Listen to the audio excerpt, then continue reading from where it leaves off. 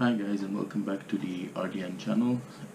Today we're going to do our first real chassis review. I will put the pros and cons of every chassis that I review and the estimated total amount of money that is getting into each and every chassis.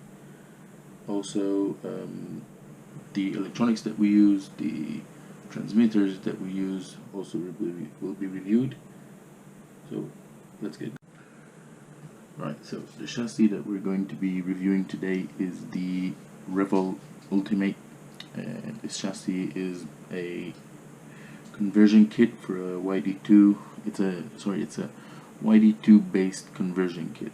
Basically, you're using some of Yokomo YD2 parts and mostly the conversion kit that comes in the kit.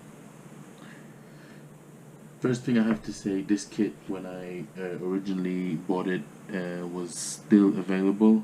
I got it around almost a year ago. Today it's discontinued. They made 100 pieces. This one is labeled the, hopefully you can see it, it's labeled the number 92. I also have a custom plate made with the number 92 and the Revol logo. The Revol logo is also engraved on the bottom carbon deck. I have a protective film protecting it from scratches. We don't want our very nice carbon getting scratched. So basically what you receive in the conversion kit is the open gear case, the rear bulkhead, we can call it top deck or braces. You receive the steering mechanism, the front bulkhead, the lower deck, and the battery holder. All that is included in the conversion kit is either carbon, there's lots of carbon pieces, or aluminum pieces. No plastic pieces, none whatsoever. You also receive a servo saver spring deleter. It's a piece of aluminum which replaces the spring in the saver. And you receive a set of smaller bearing to fit in the top shaft of the gear. One of the best pros of this chassis is the amount of adjustment on it and how easy it is to adjust everything on this chassis. The front bulkhead has we could call it a caster adjustment, which is these two bolts, and the whole bulkhead runs back and forth, as you can see. Other than the upper arms themselves that can be adjusted back and forth, you can adjust the whole bulkhead back and forth. You can also adjust the upper arm brace up and down, controlling the camber angle and the, I think it's sort of the KPI.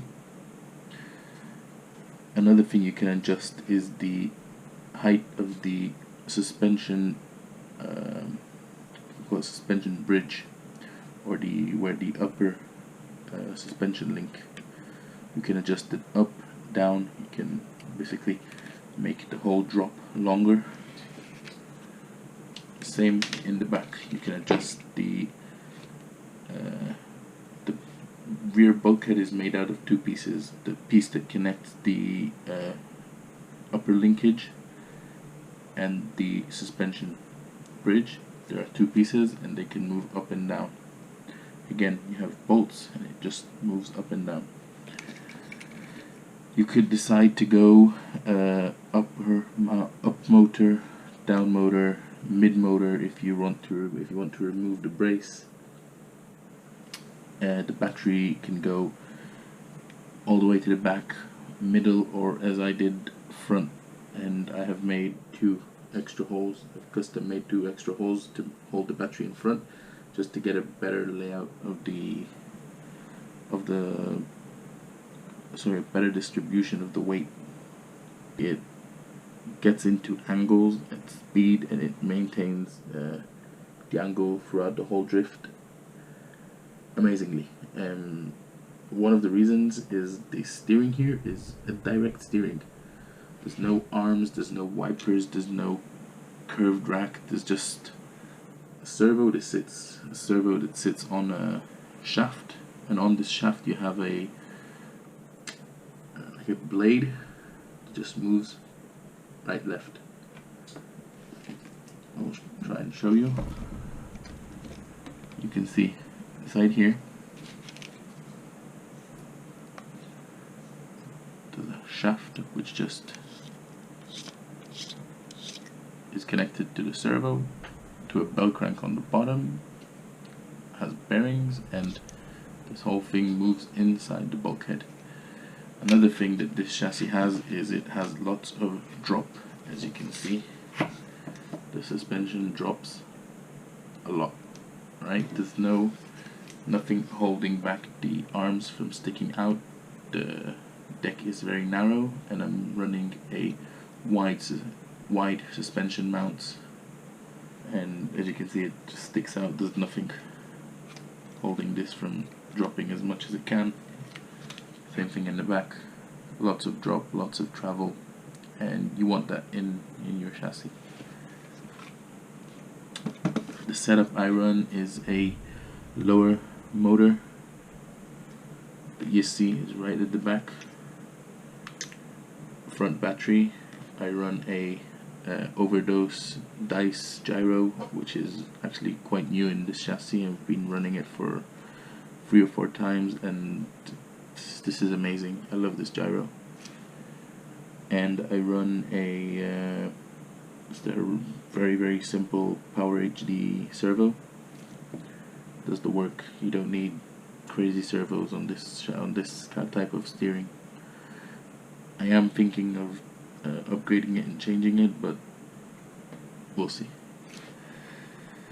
As to shocks, or we can call them dampers and springs, I'm using Kazama DG5s, very rare, very good dampers.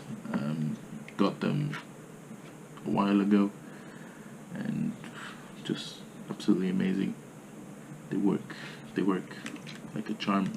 Rebuild them every few months, and I use Yokomo springs. I think it's green in the front and pink in the back. I run an 85T spore gear and a 25T pinion. Both are 48 pitch, and that's about it.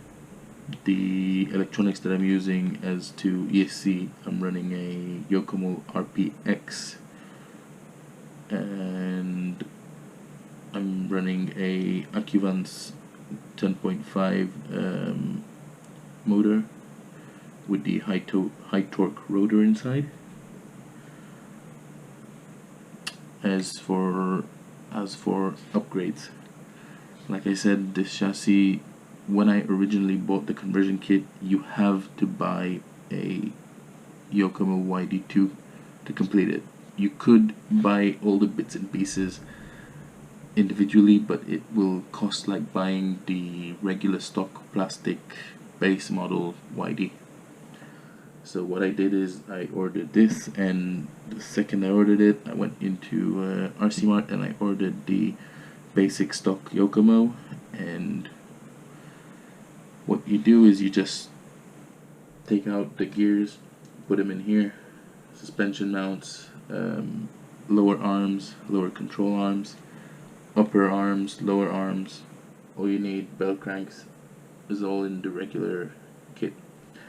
And then as time went on and moved on, sorry guys for the dust, I'm just seeing how dusty this thing is, but this thing runs every week,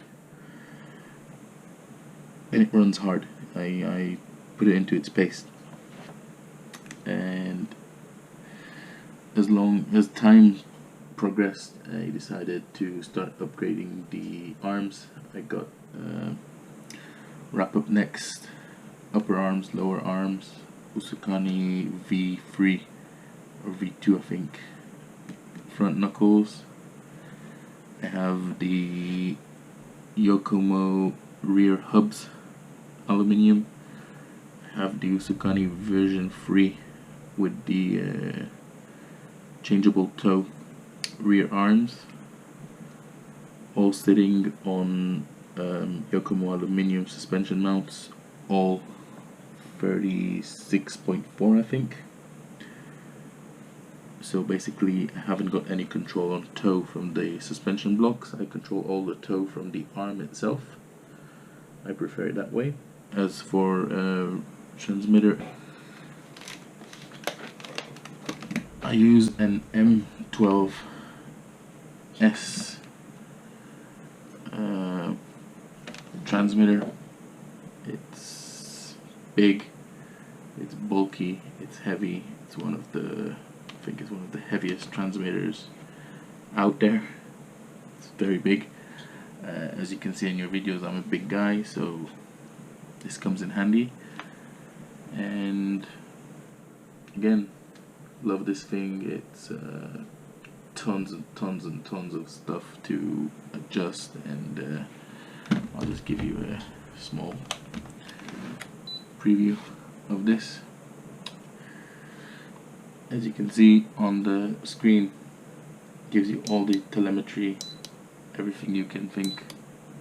The high response on this thing is just, it's amazing. It's a good radio. I really love it. So guys, I hope you enjoyed this video. If you did, please do subscribe, like, comment, tell me what you want to see next. We have YD2s, EX, SX, SX2, EX2. We have another Revol, which is different setup. We have Vacuola 1, Vacuola 2. We have a RCR Jaeger. We have a Sustex GSXR, which is a very rare chassis. We have D-likes. We have RMXs. We have a fully cooked, fully option RMX, almost KMW. We have stock RMXs. We have Wrap Up Next, Travis, Nervous. We have a Kamikaze Factory, the new, I think it's called the, well, just forgot the name of it. The new Kamikaze from the Kamikaze Factory is out, and we have it. So just comment below, tell me what you want to see. So enjoy, and see you next time.